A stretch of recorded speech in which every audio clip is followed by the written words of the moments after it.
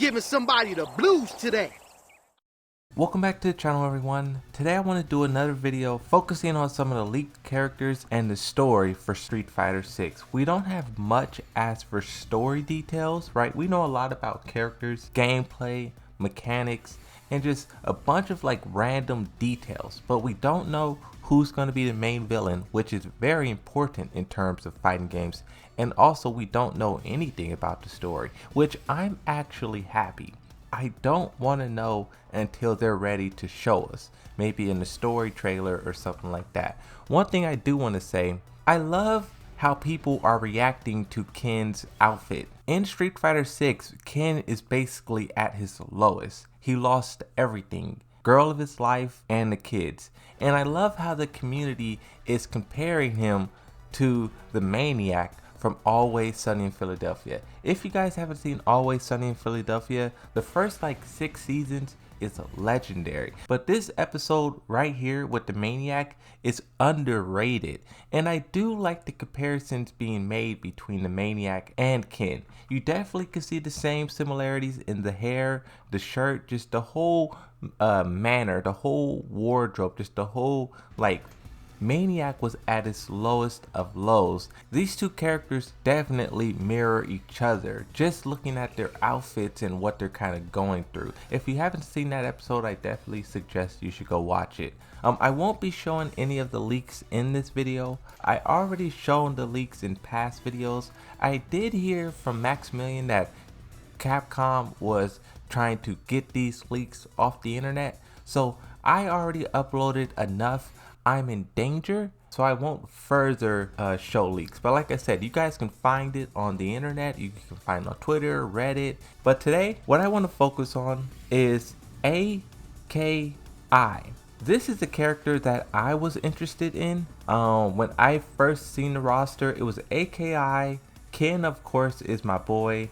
Bison is my boy. And then there was another character, I can't remember her name, but she wore blue. She kind of reminded me of Abel, which was another one of my favorite characters. But A.K.I. is someone that I'm definitely going to try out and see how she plays. Now, when I heard that this character may be a protege of Fang, I was kind of surprised because, well, one, my quick thoughts on the character Fang. I'm not going to say he's a bad character. I think that's a bad way to judge these things. I just think the character isn't for me. I like the design, I like the fighting style, but the personality of the character really doesn't stick, in my opinion. So I'm interested to see how this girl will differ from that, and also how much of his moveset and things like that will she incorporate. Because if you look at her design, like I said, I won't show the actual image, but I'll give you a description. She has claws on her hands. This looks like metal, sort of like Freddy Krueger style claws. Now this is both reminiscent of Fang because he has those really long poison fingers, but also Vega because he has that claw on, I believe it's the right hand. So she kind of has these two aspects from characters who at the moment is not on here. So I wonder, will she be a combination of both of them and sort of replace them? I'm not saying she should or she will. It's just an observation. Now, getting into the story, I have a tweet here from Street Fighter. This was posted on February 23rd, 2018. Now they have 3 links here, part 1, 2, and 3. I'm going to read all 3 of these. So get your blanket, get your popcorn. It's story time. Part 1 is kind of setting the tone of the city. In summary, he's basically walking down the street. He's kind of going through some things. He's kind of thinking about how his dreams of ruling with Bison collapsed, and he's trying to find a way to regroup, rebuild. That's kind of what part 1 is talking about. In part 2, this is where the new character comes into play. Hey, mister. Upon hearing the voice, Fang stopped. A woman stood in a small, dark corner on one of the city streets, similar to an assassin. She was a worker in one of the oldest trades in human history. It was a scene familiar throughout the world. Though it was illegal, it was not rare to see such women using the streets for their trade. In quotes, the women say, "You got cash? Would you like a massage?" The woman glanced up at Fang. She looked poor, her dress clinging onto her weary frame. She smelled, An insecure and unpracticed smile spread across her face, devoid of makeup. She gave off the impression of an amateur, a woman who felt out of place standing in the street. Fang glanced back at her, but ultimately decided to accept her offer. He wasn't drunk, and another side effect of the poison was that he no longer felt that sort of animalistic desire. However, there was something about this woman that intrigued him. Those pure black eyes that stared directly at him reminded him of the eyes he'd seen before. I want to stop here and I want to look at this character and I want to see if her eyes are pure black. Oh, Jesus Christ. In this screenshot, her eye is closed. The one eye we can see, it's closed. Jesus Christ, man.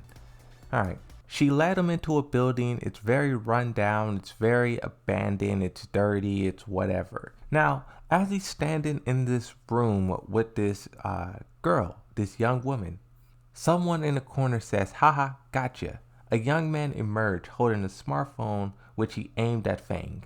"Sorry, Pops. I got everything I need." The man was young, as if he could be the woman's older brother. He smiled. "I don't have to tell you this kind of thing is illegal, right?" He waved the phone defiantly at Fang. "So I could plaster this all over the web or maybe just take it straight to the authorities. What would people think, Pops?" Blackmail. Fang let out a small laugh. If he were so inclined, he could kill both of them before they even had time to scream. Fang removed his hands from his pockets before anyone had noticed and was holding a large stack of money bills in one hand and a dagger in the other hand.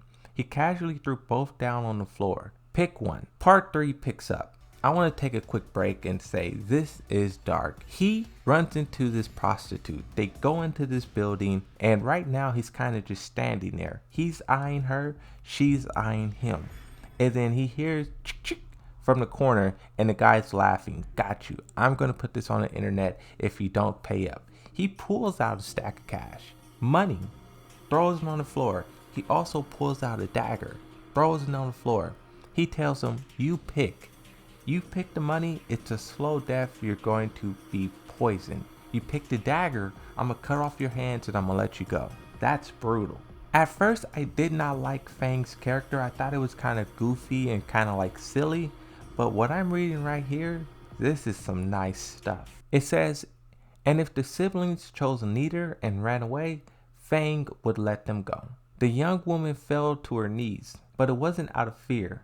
Rather, it was out of fascination for the dagger. She stared at it intently. The blade has an excellent shine, polished over 1,000 years, as if poison has never been embedded into the steel. She reached out to the dagger, or rather, seemed involuntarily drawn to it. Fang's fingers twitched just a few inches more. The instant she touched it, Fang would use his highly refined skills to snatch it away, and in the next instant, the woman would lose her pale hand. Now, it says pale here. That means very, very white. That means not getting sun. If we look at this character definitely is pale. The skin almost looked bleached, like the Joker. However, her hand stopped just before reaching the dagger. There were beautiful Chinese characters engraved on the blade. Her fingers delicately traced the pattern in the air. She did this several times, then looked up at the assassin. Her eyes gave off a look of wanting something. The woman thought about it for a moment, then shook her head. "Oh, so it's the dagger you want then?" Fang asked. The woman thought about it for a moment, then shook her head no. She paused and then shook her head again, this time with her entire body seemingly behind the act. "No, this is something I should not have." Fang's eyes narrowed as the woman's response intrigued him. There was conviction behind her words. "This is a very beautiful sword," she continued. She leaned back on her knees, allowing her hands to touch the floor. "I cannot take this sword with my hands, and I do not need your money. But there is something I can ask of you. Could you please teach me the characters written here?" Behind her, her partner in crime began to panic and started to urge her to choose the stack of money. However, a sharp glare from Fang silenced him before he could speak. Fang picked up the blade from the floor. "If you really want to know what these characters mean, then I'll teach you." The meaning behind his words was that the woman would have to abandon everything. Her life, her name, very important, her name, her life as she knew it, and discard all of them to become an assassin. That was his intention for her. The woman closed her eyes to confirm her resolve, took a deep breath, opened her eyes, and said yes. There was no doubt reflected in her eyes. Fanged waved his hands again, and the dagger was gone, as if it never been there in the first place. He spoke softly to the girl who was still on her knees. Phantom, from now on, that is what you be called. A man walked into the darkness of the city. He was an assassin, a man without name, and behind him, a young woman began to follow. Their two shadows disappeared in the darkness. And that's pretty much the whole story there. I think this definitely could be the origin story for A.K.I. Like I said, she definitely looked like she has some poison incorporated into her design. She definitely does look like the name is pretty much the same. The pale skin matches, the poison matches, the wardrobe even is kind of similar. The only thing we can't see is the color of the eyes. But A.K.I. is also from China too.